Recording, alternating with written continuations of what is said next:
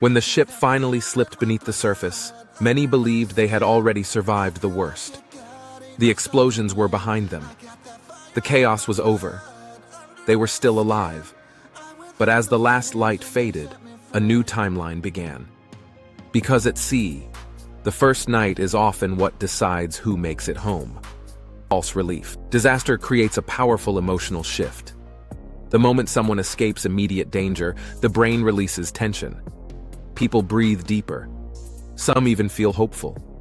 Survivors often describe this moment as surreal, floating in darkness, listening to the ocean, believing rescue is only hours away. But the ocean measures survival differently. It measures it in exposure, energy, and time. And night accelerates all three. The temperature trap. Water steals heat from the body up to 25 times faster than cold air. Even in conditions that feel manageable at first, core temperature begins dropping quietly. Not violently, not dramatically, silently. Early hypothermia often feels like simple fatigue. Shivering begins. Coordination weakens. Thinking slows. The danger isn't panic, it's misjudgment. Because many victims don't realize what's happening until their strength is already fading. Darkness changes everything. Daylight gives survivors orientation. Night removes it. The horizon disappears. Clouds erase stars. Waves feel larger than they are. Distance becomes impossible to judge. Survivors frequently report a psychological shift once darkness fully sets in, a growing awareness of isolation. The world shrinks to the few feet around them. Beyond that, only black water. The energy equation. Survival at sea is not only about staying afloat. It is about conserving energy. Every unnecessary movement burns calories the body may desperately need by morning. Strong swimmers sometimes make a fatal mistake. They try to control the ocean. Experienced survivors do the opposite. They make themselves smaller, still, deliberate. Because endurance, not strength, carries people through the night. The mental breaking point. There is a moment many survivors describe but rarely forget. It often arrives sometime after midnight, when rescue hasn't appeared, when fatigue deepens, when the cold becomes undeniable. A quiet realization surfaces. Rescue may not be immediate. This is the psychological crossroads. Panic accelerates exhaustion. Calm preserves energy. Certain rescue teams consistently note that mental regulation is one of the strongest predictors of survival. The ocean tests the mind before it defeats the body. Why morning saves lives. Those who endure the night gain a powerful advantage. Daylight restores navigation. Aircraft can spot movement. Ships regain visibility. Hope becomes measurable again. This is why maritime experts often say, if you can survive the first night, your odds improve dramatically. But the ocean never guarantees that opportunity. Preparation, flotation, signaling devices, small decisions made long before disaster often determine who sees the sunrise.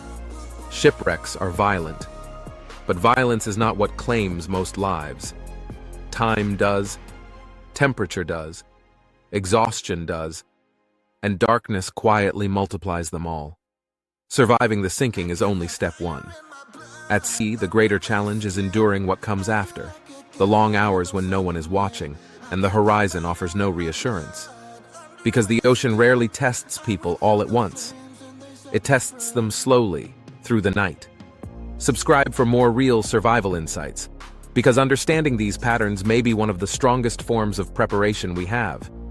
And if documented ocean cases interest you, the link below is where many readers begin. When the darkness enveloped them completely, a profound stillness settled over the survivors, wrapping them like a heavy blanket. Each breath became a reminder of their fragile existence, as the gentle rise and fall of the waves felt both calming and menacing. In those moments, life hung in the balance, dependent not only on their physical resilience, but also on their mental fortitude. As they floated in the black expanse, the lull of the sea whispered promises of hope, yet the chilling reality loomed. Time was not their ally. A distant sound broke the silence, a faint echo that could have been a ship's engine, or merely their imagination playing tricks. It ignited a flicker of adrenaline that coursed through their veins. Instinctively, they rallied their strength, straining against the daunting darkness, seeking any sign of salvation. Yet, as they called out into the void, their voices felt small and unheard, swallowed whole by the vastness of the ocean. Each passing moment stretched like an eternity, amplifying their isolation and testing their resolve to survive.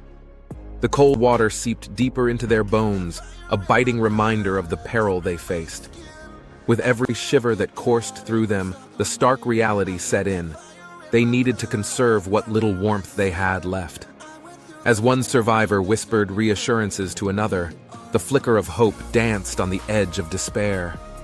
Together, they clung to one another, not just for warmth, but for the resolve to hold on. "We read about this," one murmured, fighting through the fatigue. "It's the night that tests us. We must stay calm." The words hung in the air, a fragile lifeline against the relentless grips of fear and desolation. The night deepened around them, a cloak of darkness rich with uncertainty and dread. Their bodies began to move with the rhythm of the sea, each gentle wave threatening to pull them under if they didn't remain vigilant. Silently, they each took stock of their surroundings, straining to catch any glimpse of light, any sound that might break through the oppressive blackness. The ocean was alive with its own secrets, and with every swell, it seemed to whisper of survival for those who could endure. Yet, doubt gnawed at the edges of their resolve, reminding them that hope was precarious and fleeting. With one last glance at the vast horizon, they braced for the long hours ahead, knowing they had only each other to lean on in the cold embrace of night. As the minutes turned into hours, a haunting stillness enveloped the survivors, deepening their sense of isolation. Fatigue loomed over them like a shadow, each wave lapping against them a reminder of the energy draining from their bodies. In the oppressive blackness, their minds raced, spiraling between thoughts of despair and flickers of hope. "Just breathe," one survivor urged softly, their voice barely rising above the whispering sea. "Morning will come." That promise lingered, a fragile thread binding their spirits, even as exhaustion threatened to consume them. Each moment stretched painfully long, yet the unyielding rhythm of the ocean served as both a comfort and a reminder of their precarious position. They would endure, if only to see the first light break through the horizon and bring with it a chance for rescue. As the stars began to fade, the anticipation of dawn weighed heavily on their minds. Yet, as darkness persisted, the frigid water continued its merciless embrace, stealing the warmth from their bodies. They huddled closer, exchanging whispered reassurances, the faint glow of hope flickering between them like a candle threatened by the wind.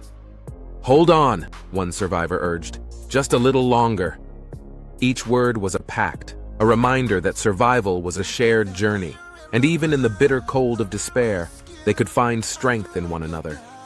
The horizon was still a mystery, but together they clung to the promise of a new day.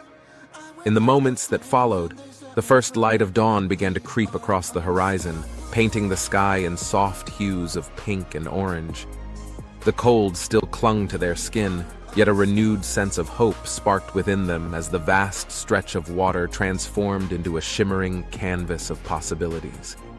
They had endured the night, and now, with the warmth of day breaking through, their odds of survival began to shift.